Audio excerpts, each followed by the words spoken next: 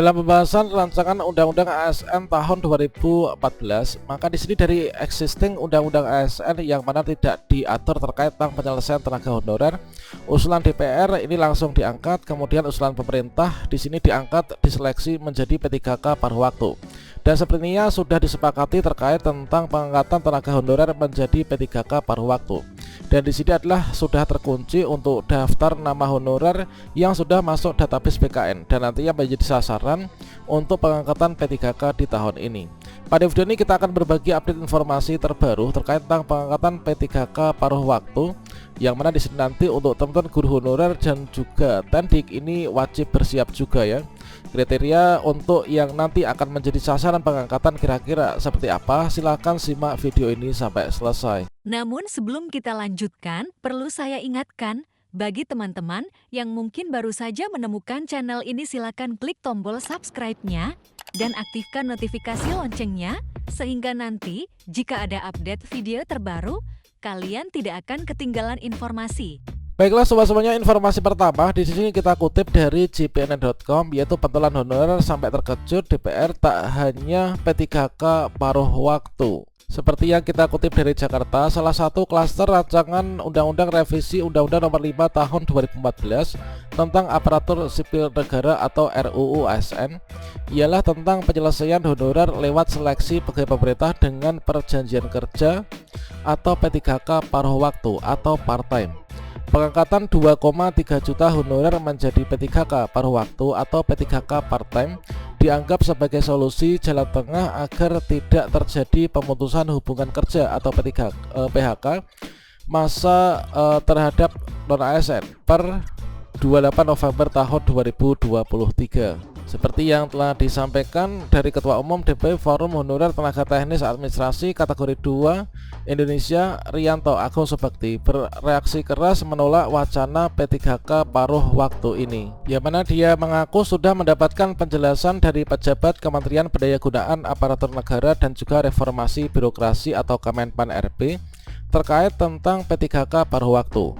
Hasilnya sangat mengejutkan, kata Kang Itong kepada JPNN. Seusai melakukan aksi unjuk rasa di kawasan Patung Kuda Jakarta Pusat pada hari Rabu kemarin, Kang Itong menjelaskan pemerintah memang akan memberikan kesempatan kepada 2,3 juta honorer untuk mengikuti seleksi P3K, tetapi P3K paruh waktu bukan P3K penuh waktu. Bahkan kata Kang Itong, berdasarkan penjelasan yang didapatkan dari pejabat Kemenpan RB, honorer yang digiring menjadi P3K paruh waktu bukan hanya tenaga kebersihan, petugas keamanan, dan juga sopir saja. Seperti yang diungkapkan, guru honorer dan juga tenaga teknis administrasi pun nanti masuk daftar calon P3K paruh waktu. Masih kata Kang Itong, alasannya agar guru dan juga tenaga teknis administrasi ini bisa menyambi pekerjaan lain. Contohnya, guru P3K paruh waktu hanya mengajar mata pelajaran selama 2 jam pelajaran. Selebihnya ini bisa diisi dengan memberikan les privat atau menjalankan bisnis lainnya. Seperti yang disampaikan, ini sangat tidak manusiawi kalau guru saja diperlakukan kayak gitu. Guru itu tugasnya mencetak generasi bangsa berkarakter Pancasila, tegas Kang Itong. Honorer K2 tenaga teknis administrasi lanjutnya sudah cukup bersabar menunggu solusi dari pemerintah.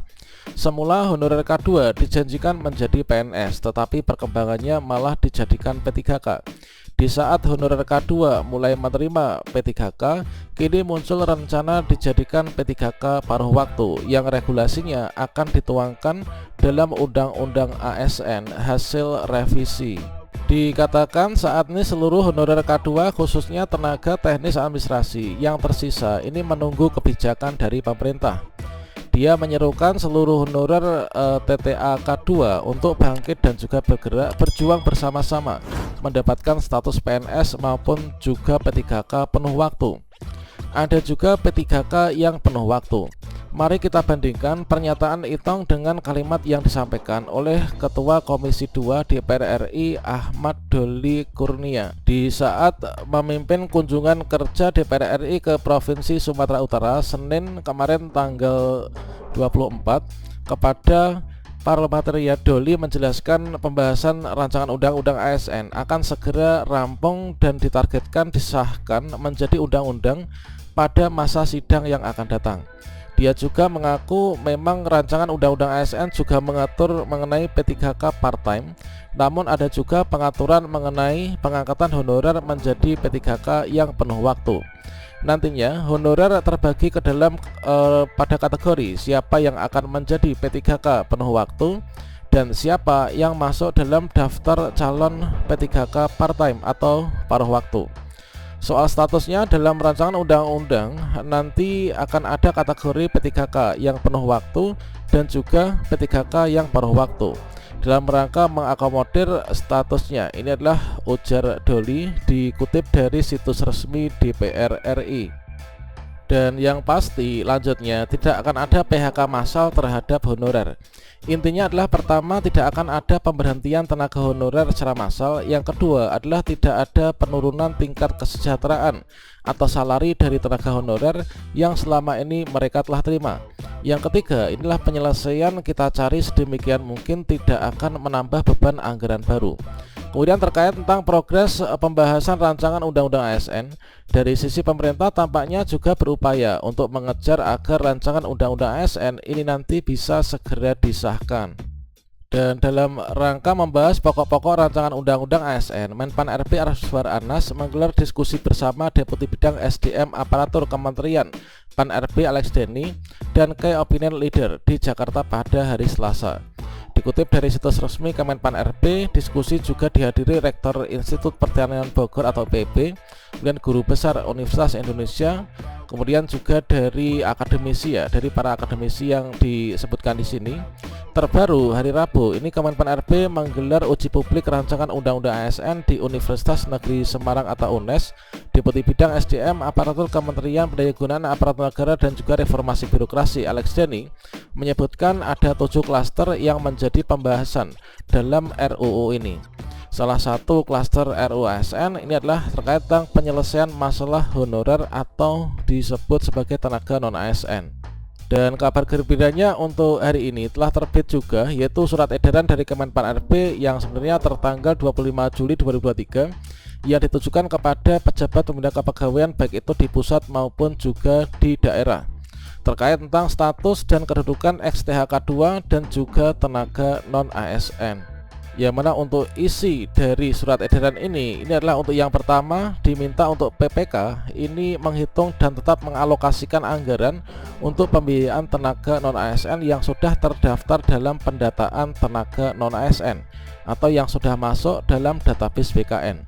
Dengan demikian tidak ada PHK massal terhadap teman-teman yang sejumlah 2,3 juta atau yang sudah lulus pendataan non-ASN yang saat ini masuk dalam database BKN ya. Yang kedua, dalam mengalokasikan pembiayaan tenaga non-ASN tersebut, maka di sini harus memegang prinsip tidak mengurangi pendapatan yang telah diterimakan sebelumnya. Yang ketiga, PPK atau pejabat lain dilarang mengangkat pegawai non-ASN atau non-P3K. Ini adalah untuk mengisi jabatan ASN atau tenaga non-ASN. Ini adalah di sini nggak boleh mengangkat honorer baru, yang mana di sini sedang diupayakan untuk penyelesaian honorer yang sudah ada.